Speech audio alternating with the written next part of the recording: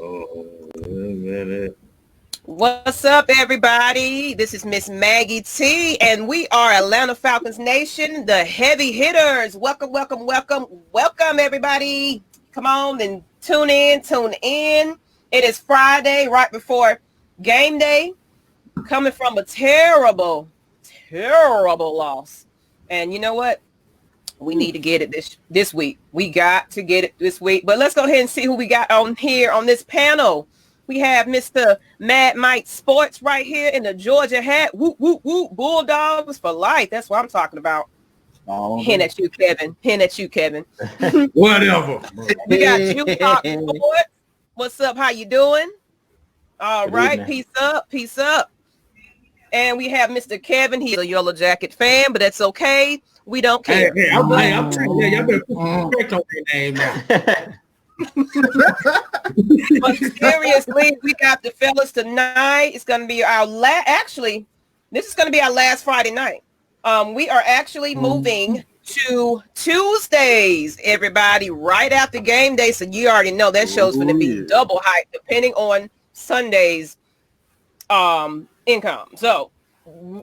whatever. So for further ado, I'm jumping off of here. Make sure y'all subscribe to Atlanta Falcons Nation. If you're on Facebook right about now, if you're on the Falcons Nation, just go ahead and hit that subscribe button. Give us a like, as well as Mad Mike Sports, as well as Jew Talk Sports, and just Kstylz, y'all. And I'm Miss Maggie T, and I'm out, y'all. Enjoy y'all show. Already. Oh, man. All right, fellas. I'm gonna start this off with what did a little hump. We're gonna start off with a little bit right here. All right, well, right here. We're gonna start off with right here. Okay, right here. All right, man. 3 keys to victory, man. Bears, Falcons.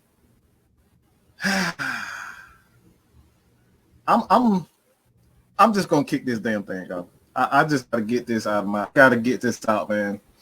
My first one is kind of a little different. Not much, but when you look at the Atlanta Falcons, man, their offensive line, obviously they got to run the game going. We don't know if Mr. Julio Quinteros, Julio Lopez Jones. We don't know if he's going to be healthy or ready for the game, man. To be honest, I don't want him playing. A hamstring is it's something tricky, man. And if he tweaks it any more than what he's done now, it could linger on the entire season. So I would much rather have a healthy, to get Julio healthy. A lot of people are thinking right now, like, look, we don't know we ain't even gonna win the damn game, so we need Julio to play. All right, we're trying to win a game. I don't think we should. I don't think we should play Julio Jones. And as much as it's saying that, I think it's the right thing to do. So the first one is got to get that running game going. You're not going to a lot of teams are not going to respect Calvin Ridley the way they respect Julio Jones. If Julio Jones plays, I don't think he plays. But you got to get their game going. And when I'm talking about running game, I mean not running 15, 30 plays up the middle. We need to attack those. We need to attack the perimeter. And I mean go right at Bill Mack. Go right at those guys. Robert Quinn. Go right at them. Force them to be physical. We don't need these guys on third down, get on third down and they just get in, heel back and get out the mat round. No, we need to make them. We need to physical. We need to be physical. We need Todd Gurley to get out in space. You know what I'm saying? We need Brian Hill to get out in space. They haven't been doing a lot. They haven't been attacking the perimeter like they typically can and do. So I say the Falcons, the first one, got to get their running game. They got to attack the perimeter. The second, man, they got to stay aggressive on the defensive side of the ball. All right, they got to stay aggressive on the defensive side of the ball. Tack, he's questionable. Fowler, he's questionable. Both of those guys will be a game time decision. We can't sit back and let Mitchell Trubisky, okay? Mitchell Trubisky get comfortable. If this motherfucker throw over 300 yards, I'm going to be pissed. I'm going to be freaking pissed. I'm going to be mad as heck. I don't want to see that. So we need to get after him. If we can't manufacture a pass, we got to get at him. We cannot wait for stuff to happen. This is what I'm sick of with Dan Quinn. We try to wait for stuff to happen. Maybe if we go to the cover 3, the defense line to get some pressure. Maybe if we have good coverage, we can get after the quarterback. No, don't maybe anything. Go get it. Whatever you want, go get it. And the Falcons can't play around. Because if you lose this game, Mike ain't going to be able to say your ass. You ain't going to be able to say, hell, Debo ain't going to be able to say your ass. Nobody going to be able to say y'all. So they got to get after, man. I mean, aggressive. They cannot allow quarterbacks continue to get in a rhythm. We've seen this back-to-back games already in the first 2 games where quarterbacks are just sitting back there and we not blitzing. We're not mixing coverages. We're not doing anything. We get a damn lead. We get a freaking lead. And these guys go back to the cover 3 and do nothing. So they got to get it. That's the second one. And the third one is obvious to me. I'm completely baffled about how the coaching staff is really conducted themselves this past week. I was sick about what I saw on the coaching staff. You got the owner comes out. He says one thing about these guys. It was clear to him that the players on the field had no idea what they was looking at. They had no idea that what the rules were on special teams. You had the coach saying one thing they did know, and the players are saying one thing, the owners are saying another thing, and you got the offensive coordinator and Dirk Cousins who more 39 points. Like, bro, don't take up for Dan Quinn. 39 points. If you can't play, if you cannot win a game with 39 points, you don't deserve to be a head coach in my eyes. If you cannot stop a team and you score 39 points and you got weak at look, this one thing about NFL coaches, man, it's a fraternity, but this shit right here, unbelievable. Cannot have that. We cannot have coaches, worried about the bond between the coaches, that coaches fraternity over winning games. This seems right now, it looked like it's already going down. It's already looked like these guys are turning on each other. So I need the third one. I need to see this team is together. That's it. I just want to see this team together. I want to see some chemistry with the coaches. I want to see some chemistry with the players. I need to see chemistry because for me, it looks like these guys have already turned on each other. And we're talking about game freaking 3 of the season. So that's my 3, man. Kstylz, Juke, man. One of y'all can take it, man. That's all I got, bro. I'll go with this one. This is gonna actually tie into kind of what you said, Mike. But I'm gonna go with my 3 acronyms, which I say they need to be creative, they need to show intensity, and the last word you're gonna like is gonna be 60. Like I said, what I want to see is I want to see, like you said, I want to see them mix up some things, show some different looks on offense. If Julio Jones is going to be out this game, you could flex out one of the tight ends. Because as good as this linebacking core is that Chicago has, they 50-50 when it comes to coverage. So you have a spot right there. As good as Mac is, he's not going to be in coverage that often. And defensively, like I said, we always said from the last game, you have to mix the blitzes up. You have to mix your defenses up. Like I said, you have to come after him. You don't want him to be comfortable. And that also comes with the matchups too. Because really, the only person I think that we're going to really have a problem with is Tariq Cohen. Yeah. Yeah. And then my second point would be intensity. Like you said, you done got all this scrutiny.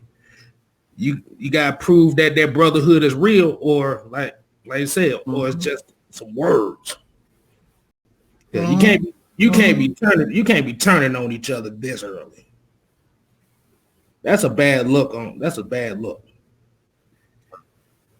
terrible look, though. And then, like I said, my last word I'm gonna say is 60. Do all that for a full 60 minutes, not 30 minutes, not 45 minutes, 60 minutes. And like I said, you'll be fine. But that also comes down with the coaching as well. Like I said, you have to coach a perfect game. This is not a perfect team, but it's a team that can get it done. And I'm going to go ahead and I'm going to turn it to Jew. All right, y'all. Y'all ready? So our first key to victory is going to be protect Matt Ryan. We have to keep Khalil Mack and Robert Quinn at bay. And the way you do that is what Mike was saying. I'm going to piggyback off what he was saying. We have to run the football right at these guys, mainly Robert Quinn. Robert Quinn is one of those players that the Falcons was trying to recruit in free agency. It was going to be him or Dante Fowler. They said that he flipped the coin, and the coin flip, it ended up being the Chicago Bears. So sad for him because he chose the wrong team. Personally, I think he chose the wrong team. Now, I'm actually happy about it because we were able to get Dante Fowler, who's a lot younger and who should be, who's just entering in his prime. As you know, Robert Quinn is one of those veteran guys that's been around for a long time.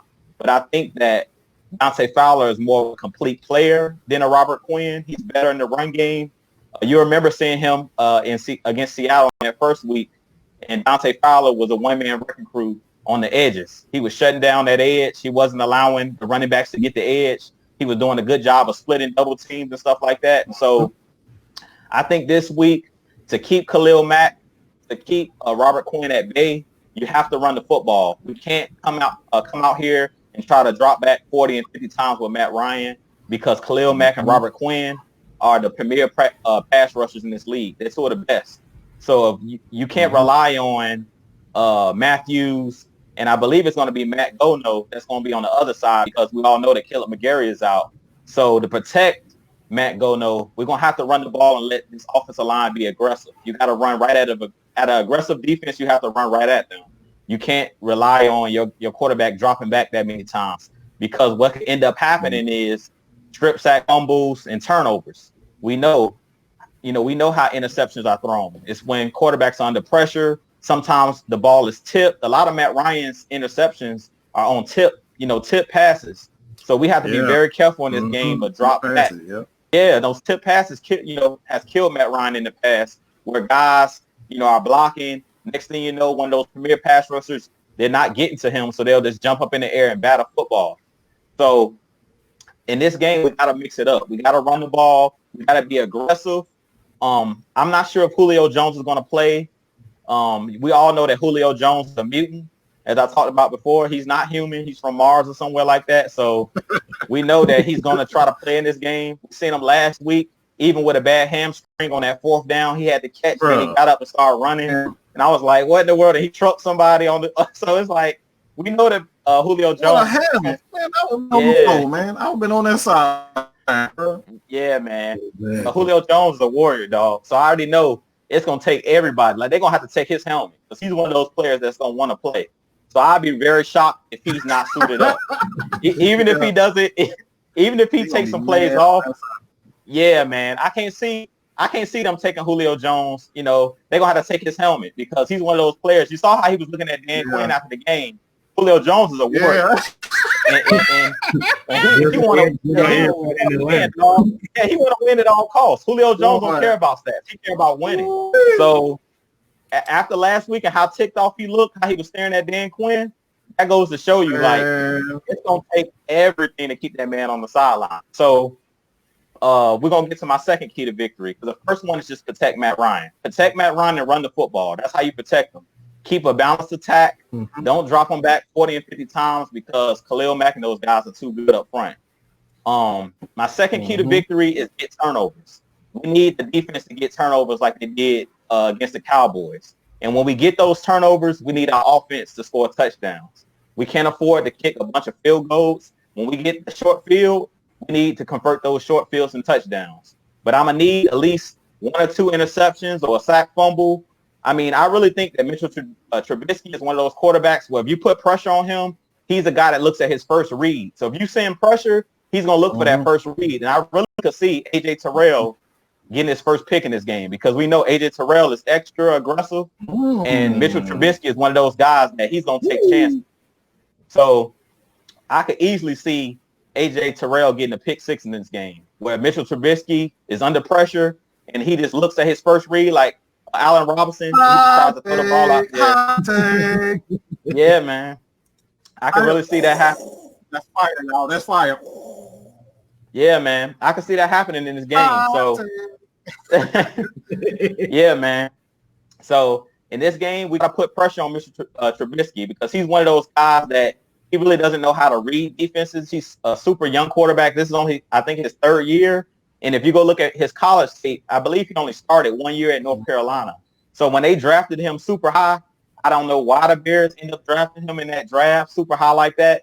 We all know that Chicago doesn't know how to recruit quarterbacks and stuff like that, and they don't know how to. Yeah, they had some of the worst quarterbacks. Yeah, yeah, man. So I think that we definitely can cause a couple turnovers. Like Mike was saying, if they go for 300 and 400 yards, somebody might need to get fired because there's no way that Mitchell Trubisky in this game should beat you. If the Bears beat us, it better be because they bludgeoned us in the running game. If they run the ball down our throat, that's one thing. But if Mitchell Trubisky come out here and throw for 400 yards like Dak Prescott, then somebody need to be fired because we all know that Mitchell Trubisky, he's not even an average quarterback. He's a below average quarterback. So in this game, I'm thinking we're going to get at least 2 or 3 picks. I can see A.J. Terrell getting a pick, and I can see Deion Jones getting a pick because we know Deion Jones is a cornerback that's disguised as a linebacker. And we all know that he's a pick 6 waiting to happen. Now, my final key to victory is going to be coaching. And Mike talked about it. In this game, we have to mix it up. As coaches, we have to mix it up.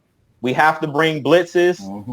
And the reason you bring the blitz is because he's not the best quarterback in the world. If this was like somebody like Russell Wilson, this was somebody that know how to read defenses, then you got to kind of worry about, okay, or if he was a super accurate quarterback, I would be kind of nervous because, like, you know, when Peyton Manning was out there, he was a quarterback that you didn't want to blitz. Matt Ryan is one of those quarterbacks where you necessarily don't want to blitz because if he's protected, he's going to find an open man. He knows how to read matchups. Mitchell Trubisky is not one of those guys that really knows how to read matchups. And Kstylz was talking about Tariq Cohen. I actually got him on my yeah. Yeah, he was talking about Tariq Cohen, but I really think that Tariq Cohen is going to be in handcuffs. I really think he's not going to have a good game because we all know that Deion Jones, he shuts down those type of running backs. He shuts down the Christian McCaffreys, the Alvin Kamaras, and I really don't see Tariq Cohen having a big game because Deion Jones, that's his forte at shutting down running backs in the passing game. So really in this game, the only way I can see the Bears really beating us. He did that to Al Kamara. He almost put him on IR, man. Yeah. So I don't really think Cohen's going to have a big game. The only way I see the Bears actually beating us in this game is if they bludgeon us in the running game with that kid Montgomery. If they run the ball right at us, up the teeth of our defense, kind of like Zeke Elliott did last week, that's the only way that I can see the Bears beating us. And they possess the football. If they don't possess the football and they try to get into a scoring match with us, it's not going to end well because we've seen last week, even in the Falcons loss, the last 2 losses, the first week we had 25 points. Last week we had 39 points. And I'm telling you right now, the Bears are not putting up 40 points. The only way the Bears are putting up 40 points against us is if their defense has a couple touchdowns. If they get a pick 6 or they cause a strip sack fumble and Khalil Mack take it to the house, that's the only way the Bears are putting up 40. There's no way that they can keep up with our offense. So if we get out to a lead, good luck if you're a Chicago Bears fan, because they're not a team that is built that they can drop their quarterback back 30 and 40 times. They're a type of methodical offense where they have to run the ball. Now, they do have a good offensive coordinator and a good offensive-minded head coach. I'm a big fan of Matt Nagy, the head coach. He does some creative things with Mitchell Trubisky. So we have to be ready for those power sweeps and stuff like that and those option plays because he's one of those type of quarterbacks with Mitch Trubisky. He can trick you into thinking that he's a lot more athletic than a lot of people think. So in this game, we really going to have to watch out for Mr. Trubisky running the football, not so much throwing the football. So if we can do those three things in this game, one, protect Matt Ryan. Two, the defense has to give me at least 1 or 2 turnovers. 3, the coaching just has to be smart this week. No boneheaded, go for 2 points. None of that dumb stuff. When we in their territory, we need to punt the football. None of that going for it on 4th down, unless it's it's at the end of the game where we have to have it. This is going to be a game of field position because the Bears have a great defense. So you want to make Mitchell Trubisky and those guys drive 80-plus yards every time. I don't think they can do it. I really think that even with us being shorthanded on our defense, Trubisky is not one of the best. He's one of the weaker quarterbacks or one of the worst quarterbacks in the league as far as I'm concerned. So I don't think he's going to have to prove to me that he can drive the ball 80-plus yards each time. I don't think he can do it. And I'll just leave it at that. Man, if they score 40 points, boy, that mean that defense got diarrhea out the yin yang. No way in hell. Hey, man. Ain't no way. So I want him going to the